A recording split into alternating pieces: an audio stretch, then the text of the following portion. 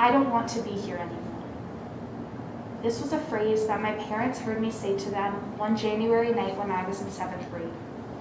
I hadn't had symptoms of depression and/or anxiety before this moment, and I felt like the thought had overcome me within the previous 24 hours. Before this moment, I was completely overwhelmed and thought to myself that it would just be easier if I didn't have to do anything anymore. My parents were terrified, and so are the many other parents, friends, and families whose loved ones have also spoken these words. Unfortunately, some people have kept this phrase inside themselves, to the point where it is too late and they are no longer at a place to get help. Why is a phrase so scary, so terrifying, something that people feel like they will be judged for saying? The stigma against mental illnesses, especially depression and anxiety, stems from a long line of shame for what you are feeling. The history of mental illnesses dates back to ancient Egypt and Rome.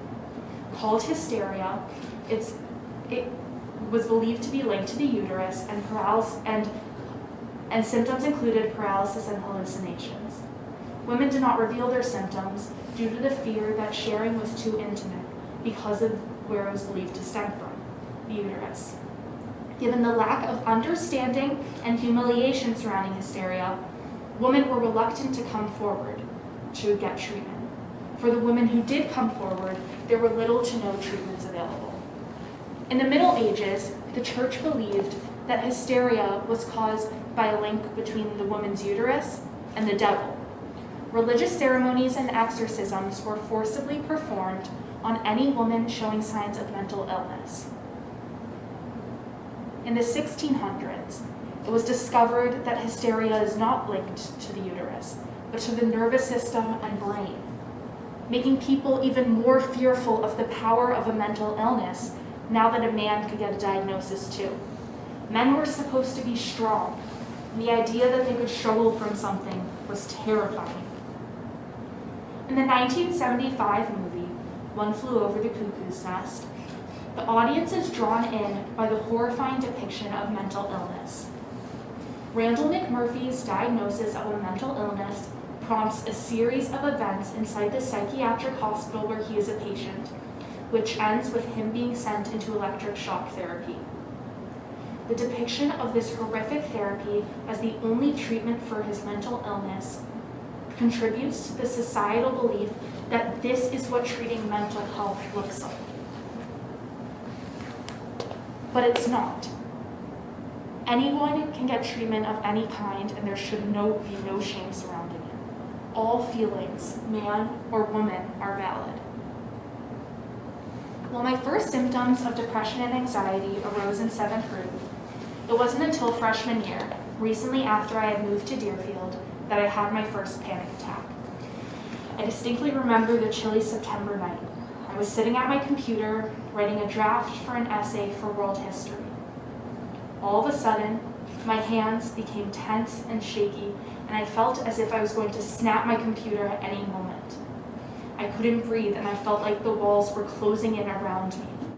After calming myself down and talking to my mom, we both decided it was time for me to go see a therapist. I was scared of the idea.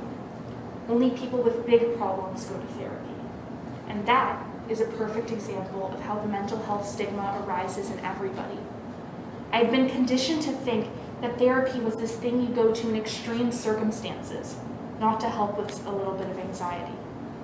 A year later, in October of 2019, I was diagnosed with generalized anxiety disorder and major depressive disorder. Following this diagnosis, I began taking medication and going to a more intensive therapy program known as dialectical behavioral therapy, DBT. 3 out of every 10 adolescents, 13 to 17-year-olds, struggle with an anxiety disorder, and 2 out of every 10 adolescents struggle with a depressive disorder. And 50% of the adolescent population struggles with a mental disorder, which could be anything from obsessive compulsive disorder to bipolar disorder. Almost half of the adolescent population struggles with their mental health, yet it is something that we as a society don't talk about. making it difficult for those who are struggling to speak out. One of the biggest reasons that teens are afraid to share their struggles is because they feel like they can't show weakness. In middle and elementary school, I was the person that people went to for advice, the person that people went to talk to. I wasn't allowed to feel weak. I covered up my depression and anxiety by pretending I wasn't struggling at all. The mask is one of the most common coping mechanisms that I and many others use when struggling with a mental illness. It's not an easy thing to do. It's not an easy thing to put on the face every day of a person that isn't truly yourself. It's exhausting. The fall of 2019 was one of the worst times in my life, and very few people knew it. I would walk through the halls at school smiling and saying hi to anyone I was remotely friendly with, for fear that they would find out that I was struggling. There was one day around Halloween that was one of my worst points. I'd gotten to school early for a club, so the school was practically empty. 2 steps inside, and tears started streaming down my face. I couldn't do it. I couldn't keep pretending that I was okay when I wasn't. I called my mom from the bathroom sobbing, "Please let me come home. I can't do it. I can't keep pretending." A couple of days before, I had asked her if I could go to school late because it seemed too hard to put on my smiling face that day, and she reluctantly said yes. This time, she told me to stay at school for the first 2 periods and then call her back. I attempted to put myself together, and I stepped out of the bathroom only to run into one of my teachers. Without a beat, there was a smile on my face as I greeted her good morning. I went on with my routine, saying hi to anyone I was remotely friendly with because I was so afraid that they would find out that I was struggling. But just because you struggle doesn't mean you are weak. It means the opposite. It means you are strong. It means you can be here and live your life while fighting what seems like an uphill battle. I've given you my story. I told you some statistics. So now what? Mental illnesses can mess with a person's life to the point where they don't act like the person that they want to be. Look at it this way. If someone broke their leg, you would sign their cast, help them carry their books, or even text to check in on them and make sure they're okay. If physical health injuries get so much attention, then mental health diagnoses should too. Check in on your friends and family members who may be struggling. I know the conversation is hard to start, but a simple "Hi, how was your day?" can let someone know that you are thinking of them and that they aren't alone. We aren't in ancient Egypt anymore. We know that depression and anxiety are not caused by a link between you and the devil. They're caused by a physical chemical imbalance in your body.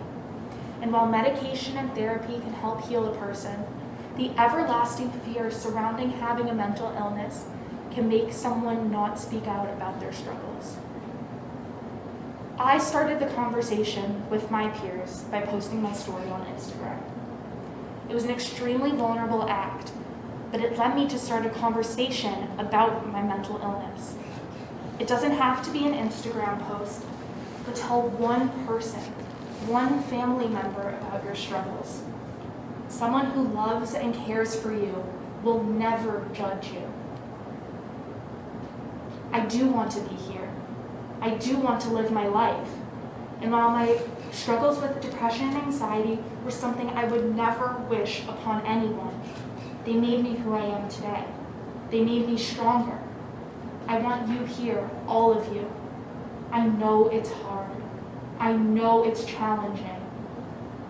But you can do this, and don't let the fear of what other people think of you stop you from doing what's right for you. You can do this.